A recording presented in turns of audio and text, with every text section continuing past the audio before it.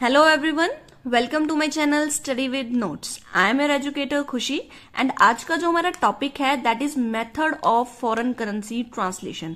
Methods of foreign currency translation most important topic है exam के point of view से और नॉलेज के पॉइंट ऑफ व्यू से भी।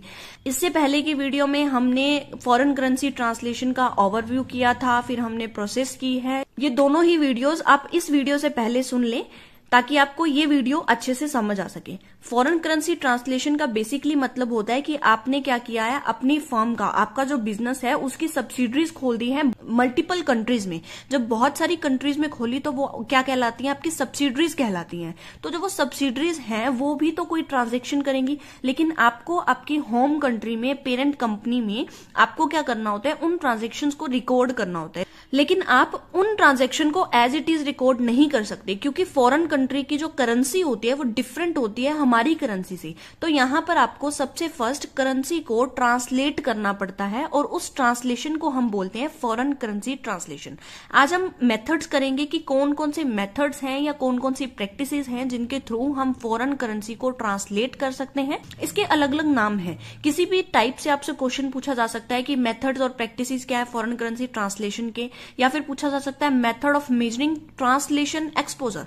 ट्रांसलेशन एक्सपोजर को भी मैंने आपको फर्स्ट वीडियो में समझाया था कि एक्सपोजर का मतलब होता है रिस्क, कि जब भी आप ट्रांसलेशन करते हो तो वहां पर आपको एक रिस्क देखने को मिलता है। रिस्क किस टाइप से आपको देखने को मिलता है कि प्राइस होता है एक्सचेंज रेट का, वो फ्लक्चुएट होता है। फ्लक्चुएट मतलब कभी तो प्राइस बढ़ जाएगा और कभी प्राइस डाउन चला जाएगा, जिससे एक पार्टी को लॉस अराइज हो सकता है। तो इसीलिए हम कर रहे हैं कि हमें ये देखना है कि हमारा जो एक्सपोजर होगा, जो रिस्क होगा, वो कितना होगा, इसको हमें मेजर करना है। तो यहां पर कुछ मेथड्स दिए गए हैं। नेक्स्ट क्या कहता है, methods of currency translation accounting, मतलब कि जब भी हम हमारी जो करेंसी ट्रांसलेट करते हैं उससे रिगार्डिंग हम जितनी भी अकाउंटिंग्स करेंगे तो वो उसके क्या मेथड्स हैं। तो यहां पर जो है वो 4 टाइप के मेथड्स हैं जिसको हम बोलते हैं there are 4 main accounting standards. There are 4 main accounting standards for handling the foreign currency translation. 4 type हैं, 4 मेथड्स हैं जिनके थ्रू हम हैंडल कर सकते हैं किसको, फॉरेन करेंसी ट्रांसलेशन को। तो यहां पर 4 तरीके हम करेंगे, 4 मेथड्स करेंगे, जिसमें फर्स्ट मेथड क्या कहता है, current rate method. Current rate method नाम से ही सजेस्ट करता है कि करंट रेट को लेके चलेंगे। दैट मीन्स जो एक्चुअल प्राइस चल रहा है, जो एक्चुअल रेट चल रहा है, एक्सचेंज रेट, उसी को हम लेकर चलेंगे जब भी हमें ट्रांसलेशन करनी होगी। तो ये जो मेथड है करंट रेट मेथड, तो ये सबसे इजीएस्ट मेथड है। इजीएस्ट मेथड मतलब कि इससे इजी मेथड कोई हो ही नहीं सकता। फाइनेंशियल स्टेटमेंट की मोस्ट ऑफ द ट्रांजैक्शन को जब भी हम ट्रांसलेट करेंगे तो किस बेसिस पे करेंगे, करंट एक्सचेंज रेट। नाम क्या रहा है, करंट एक्सचेंज रेट। तो most of the items of financial statements को ट्रांसलेट कर दो किस पे, करंट एक्सचेंज रेट पे। लेकिन यहां पर एक चीज याद रखने वाली है कि जो हमारी स्टॉक ऑफ कैपिटल होता है, दैट मीन्स जो भी कैपिटल हम रिक्वायर्ड थी और उसको रेज की है, दैट मीन्स हमने इक्विटी को इश्यू किया था, तो इक्विटी को जब भी हम इवेल्युएट करेंगे तो किस रेट पे करेंगे, उस रेट पे करेंगे जो रेट चल रहा होगा उस टाइम पे जब हमने इक्विटी इश्यू की थी। दैट मीन्स हम हिस्टोरिकल कॉस्ट, अगर हम नॉर्मल बात करें तो जो हिस्टोरिकल रेट है उस रेट पर हम क्या करेंगे, हमारी इक्विटी को इवेल्युएट करेंगे और उसको ट्रांसलेट करेंगे। करंट रेट एक्सचेंज में सिर्फ स्टॉक ऑफ कैपिटल को हम हिस्ट्री के रेट पे रखते हैं और जो हमारी बाकी जो फाइनेंशियल स्टेटमेंट की, हमारी जो इनकम स्टेटमेंट की जितनी भी आइटम्स हैं, तो उसको हम actual exchange rate, that means जो करंट एक्सचेंज रेट चल रहा है उसी पर हम ट्रांसलेट कर देंगे। इंपॉर्टेंट चीज यहां पर एक ये आती है कि जो करंट रेट मेथड होता है, जिस मेथड की हम बात कर रहे हैं कि ये बहुत ही इजीएस्ट मेथड है, तो इसको यूज करने के ना एक पर्टिकुलर सिचुएशन है कि हम कब यूज करते हैं इस मेथड को। तो जो करंट रेट मेथड है is utilized, that means use किया जाएगा जहां पर where the subsidiaries is not well integrated, मतलब कि जो हमारी सब्सिडरीज हैं वो हमारी पेरेंट कंपनी से इतनी ज्यादा इंटीग्रेटेड नहीं है, दैट मीन्स जुड़ी हुई नहीं है। जब वो ज्यादा इंटीग्रेट नहीं है, जुड़ी हुई नहीं है, तो वहां पर इस मेथड को हम यूज कर सकते हैं। And the local currency where the subsidiaries operate is the same as its functional currency. और जो लोकल करेंसी है जहां पर सब्सिडरी जो है ऑपरेट हो रही है वो फंक्शनल करेंसी की सेम है, तो वहां पर हमें जो है वो करंट एक्सचेंज रेट, जो करंट रेट मेथड है उसको हमें यूज कर लेना है। और यहाँ पर एक चीज और आती है कि जो हमने बात किया था कि गेन एंड लॉस अराइज होता है, हमने जो प्रोसेस की वीडियो की थी, that is second video of foreign currency translation, उसमें हमने एक प्रोसेस किया था कि जो भी गेन एंड लॉस होता है तो उसको हम क्या करते हैं, रिकॉर्ड करते हैं। तो यहाँ पे क्या कहा गया है कि gain and loss associated with translation are reported on a reserve account। एक रिजर्व अकाउंट बनाया जाता है, उसमें हम रिकॉर्ड करते हैं, ना कि कंसोलिडेट नेट इनकम अकाउंट में। सो ये चीज नोट करने वाली है कि ट्रांसलेशन के टाइम पे जो भी गेन एंड लॉस अराइज होंगे तो उसको हमें क्या करना है, रिपोर्टेड करना है, कहां पर, रिजर्व अकाउंट पे, ना कि कंसोलिडेट नेट इनकम अकाउंट में। Second method is temporal method. Temporal method क्या कहता है, the temporal rate method also known as historical method. देखो टेम्पोरल का मतलब होता है टाइम से रिलेटेड, और यहाँ पर हिस्ट्री के टाइम की बात की जा रही है कि जो टेम्पोरल मेथड है वो सिमिलर है monetary and non monetary method, जो कि हम नेक्स्ट मेथड करेंगे, थर्ड मेथड, वो हमारा है monetary and non monetary method. लेकिन यहाँ पर हम जो बात करेंगे वो हम इन्वेंट्री की करते हैं, और वहां पर हम इन्वेंट्री को नहीं लेते हैं। देखा जाए तो मॉनेटरी और नॉन मॉनेटरी जो मेथड है वो इक्वल है या फिर सेम है किससे, टेम्पोरल मेथड से। लेकिन यहाँ पर टेम्पोरल मेथड में हम बात करते हैं इन्वेंट्री की, और जो monetary and non monetary method है यहाँ पर हम इन्वेंट्री को छोड़ देते हैं। तो ये जो मेथड है वो सेम है मॉनेटरी एंड नॉन मॉनेटरी के जैसा। तो यहाँ पे क्या कहा गया है, the value of the inventory, मतलब कि जो इन्वेंट्री है उसकी जो भी वैल्यू है is generally converted using the historical rate, क्योंकि नाम से ही क्लियर है टेम्पोरल एंड हिस्टोरिकल मेथड कहा गया है। तो यहाँ पर जो हम इन्वेंट्री की बात कर रहे हैं उस इन्वेंट्री को हमें जब भी कन्वर्ट करना है तो हम कन्वर्ट किस बेसिस पे करेंगे, किस रेट पे करेंगे, that is historical rate. But the balance sheet record inventories is eight market value. तो हम जब भी इन्वेंट्री को कन्वर्ट करते हैं तो किस पे करते हैं, हिस्टोरिकल रेट पे करते हैं। लेकिन जब भी बैलेंस शीट में रिकॉर्ड करेंगे इन्वेंट्री को तो हम क्या करेंगे, मार्केट वैल्यू पे करेंगे। और मार्केट वैल्यू मतलब कि जो आज मार्केट वैल्यू चल रही है, और मार्केट वैल्यू को ही हम करंट वैल्यू भी बोलते हैं या करंट रेट बोलते हैं। तो ये थी इन्वेंट्री की ट्रांसलेशन है, वो कैसे होगी वो हमें बताता है टेम्पोरल मेथड। अब जो टेम्पोरल मेथड होता है is used when the local currency of the subsidiary is not same with the parent company. Parent company की करेंसी और सब्सिडरी की करेंसी अगर सेम नहीं है तो हम क्या करते हैं, टेम्पोरल मेथड को यूज करते हैं। Monetary and non monetary methods.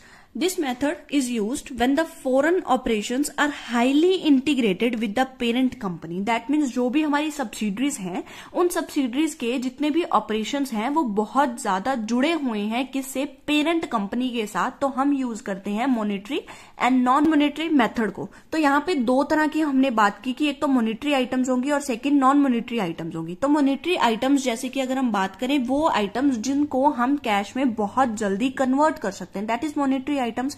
तो क्या बोला गया, रैपिडली एंड रेडिली। रेडिली मतलब वो तैयार हैं बिल्कुल कन्वर्ट होने के लिए, किसमें, कैश में। मतलब कैश में जितनी जल्दी हम जो आइटम्स हैं उनको हम कन्वर्ट कर सकते हैं, दैट इज मॉनेटरी आइटम्स। और नॉन मॉनेटरी आइटम्स वो आइटम्स होंगे जिनको हम रैपिडली मतलब स्पीड से हम चेंज नहीं कर सकते, उनमें टाइम लगता है, और उनको हम बोलते हैं नॉन मॉनेटरी आइटम। तो सबसे फर्स्ट हम मॉनेटरी आइटम को ही उठाएंगे। तो मॉनेटरी आइटम की जो ट्रांसलेशन होती है वो किस पे होती है, करंट रेट पे होती है। जो करंट रेट चल रहा होगा उस पे होती है। ऐसी कौन कौन सी ऐसी आइटम्स हैं जो हमारी मॉनेटरी आइटम्स में आती हैं, दैट इज कैश। क्योंकि कैश क्या है, लिक्विड नेचर का है, दैट इसको हम लिक्विडिटी भी बोलते हैं। लिक्विडिटी क्या होता है कि आप कितनी जल्दी कैश में कन्वर्ट कर सकते हो अपनी आइटम्स को। तो कैश तो खुद ही कैश है। क्रेडिटर्स और डेटर्स भी हमारे बहुत जल्दी हम इनको कैश में कन्वर्ट कर सकते हैं। लोन ले सकते हैं अगर आपकी जो गुडविल है वो अच्छी है। उसके बाद जो अकाउंट रिसीवेबल्स होते हैं वो भी हमारे क्या होते हैं, शॉर्ट टर्म नेचर के होते हैं, और ये कैश में बहुत जल्दी कन्वर्ट हो जाते हैं। तो हमारी हमने बात की कि जो मॉनेटरी आइटम्स वो आइटम्स होती हैं जो शॉर्ट टाइम पीरियड में कैश में कन्वर्ट हो जाती हैं। इसको हम क्या करेंगे, हमारे जो करंट रेट है उस पे हम ट्रांसलेट करेंगे। तो यहां पर monetary item represent a fixed amount of money either to be received और पेड। मतलब कि ये एसेट्स भी हो सकती हैं और लाइबिलिटीज भी हो सकती हैं, लेकिन ये क्या कहता है कि ये फिक्स्ड अमाउंट की होती है। फिक्स्ड अमाउंट मतलब कि जो अमाउंट है वही अमाउंट हमें मिलेगा, अप एंड डाउन इसमें नहीं आते, कि फ्लक्चुएशन इसमें नहीं आती। और ये रिसीव्ड भी हो सकते हैं, पेड भी हो सकते हैं। दैट मीन्स ये हमारी एसेट्स भी हो सकती है, लाइबिलिटीज भी हो सकती हैं। नेक्स्ट हमारा आता है non monetary items. Non monetary items कौन सी आइटम्स होती हैं जिनको हम कैश में इजिली कन्वर्ट और जल्दी से कन्वर्ट नहीं कर सकते, जो बड़ी बड़ी चीजें होती हैं। तो यहाँ पे क्या कहते हैं, जैसे प्रॉपर्टी होगी, मशीनरी, कैपिटल, बिल्डिंग, इन्वेंट्रीज, ये सारी चीजें ऐसी हैं जिनको कैश में कन्वर्ट होने में एक लॉन्ग टाइम लग जाता है, क्योंकि देखो प्रॉपर्टी है, एक दिन में तो हम बेच नहीं सकते, उसके लिए एक पूरा प्रोसेस होगा। मशीनरी, कैपिटल, बिल्डिंग, इन्वेंट्रीज, तो ये बड़ी बड़ी चीजें हैं जिनको बेचने में क्या है, टाइम लगता है, क्योंकि बेचेंगे तभी कैश आएगा। तो कैश को मतलब ये लिक्विडिटी जो होती है इनकी वो कम होती है। और जो ये नॉन मॉनेटरी आइटम्स होती हैं उसको जब भी हम ट्रांसलेट करेंगे तो किस रेट पर करेंगे, that is historical rate of exchange. जो हमने मॉनेटरी आइटम्स का ट्रांसलेशन किया था वो हमने करंट रेट पे किया था, और नॉन मॉनेटरी आइटम का हम करेंगे हिस्टोरिकल रेट पे, ठीक है। और यहाँ पे क्या कहते हैं, the market value of these non monetary items translation can be different from the value mention in the balance sheet. ये तो बिल्कुल सही बात यहाँ पे कही गई है कि जो नॉन मॉनेटरी आइटम्स है, जो ये property, machine, capital, building, inventories, ये क्या है, ये वो आइटम्स होती हैं जिनका जो रियल वैल्यू है ना, जो मार्केट में, अगर हम मार्केट में वैल्यू पूछने जाए कि इनकी क्या वैल्यू है, मतलब कितने अमाउंट में ये बिक जाएंगी, तो उसकी जो वैल्यू होती है, मार्केट वैल्यू, डिफरेंट होती है उस वैल्यू से जो हमने बैलेंस शीट में लिख रखी है। क्योंकि बैलेंस शीट में हम क्या करते हैं, हिस्टोरिकल, क्योंकि यहाँ पे पहले ही बोला कि हम हिस्टोरिकल रेट पे इसको ट्रांसलेट कर रहे हैं, तो हम बैलेंस शीट में क्या करते हैं, हिस्टोरिकल नेचर की चीजें हैं और हिस्टोरिकल अमाउंट में ही हम इसे शो करते हैं।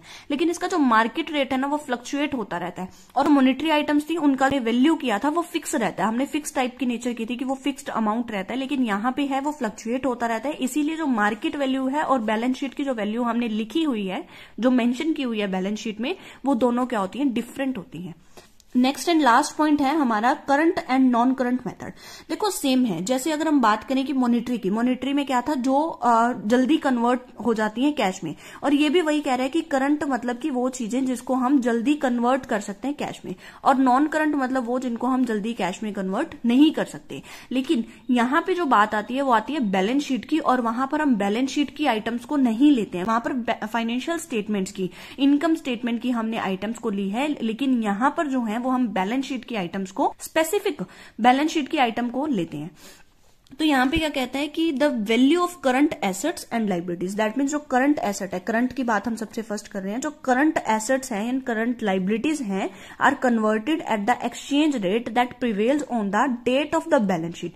मतलब यहां पर जो करंट एसेट्स और करंट लाइबिलिटीज होती हैं उनको हम कन्वर्ट करते हैं बैलेंस शीट की जो भी रेट है उसके अकॉर्डिंग।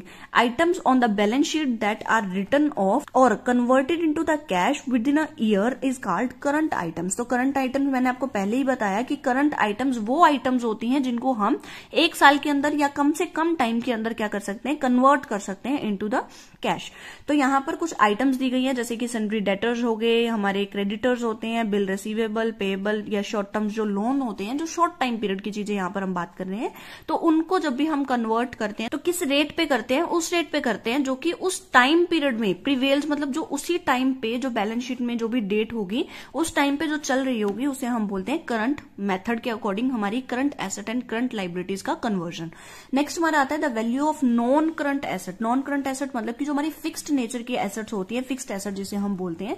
तो जो फिक्स्ड एसेट्स होती हैं या फिक्स्ड लाइबिलिटीज जो होती हैं are converted at the historical rate. अब देखो जो नॉन करंट है उसको हमने हिस्टोरिकल रेट पे करना है। जो आइटम्स हैं बैलेंस शीट की जिसको हम रिटर्न ऑफ करेंगे या कन्वर्ट करेंगे, उसको कैश में कन्वर्जन करना क्या है, थोड़ा डिफिकल्ट है या टाइम टेकिंग प्रोसेस है, जो कि एक साल के बाद होता है। आफ्टर अ ईयर ही जो ये हमारी जो आइटम्स हैं उसको हम कैश में कन्वर्ट कर सकते हैं। तो इसीलिए हम इसे क्या बोलते हैं, फिक्स्ड आइटम्स भी बोलते हैं और नॉन करंट आइटम्स भी बोलते हैं, जैसे कि machinery, building, long term loans, investments and etcetera. तो ये क्या होती है, हमारी लॉन्ग टर्म नेचर की होती हैं, जिसे हम फिक्स्ड एसेट्स और फिक्स्ड लाइबिलिटीज भी कह सकते हैं। तो ये थे हमारी 4 तरह की मेथड। फर्स्ट था करंट रेट मेथड, सेकंड था टेम्पोरल मेथड एंड थर्ड था हमारा monetary and non monetary method, fourth है हमारा current and non current method. तो ये चारों ही मेथड मोस्ट इंपॉर्टेंट है। If you required the notes then you can join my Telegram channel and notes are available free of cost. You can join easily Telegram channel by searching study with notes, or you can also join my channel with the link provided in the description box. So अगर आपको video पसंद आई है तो like my video, subscribe to my channel and don't forget to share this video with your friends so that they also be helped. And thank you so much for listening me very carefully.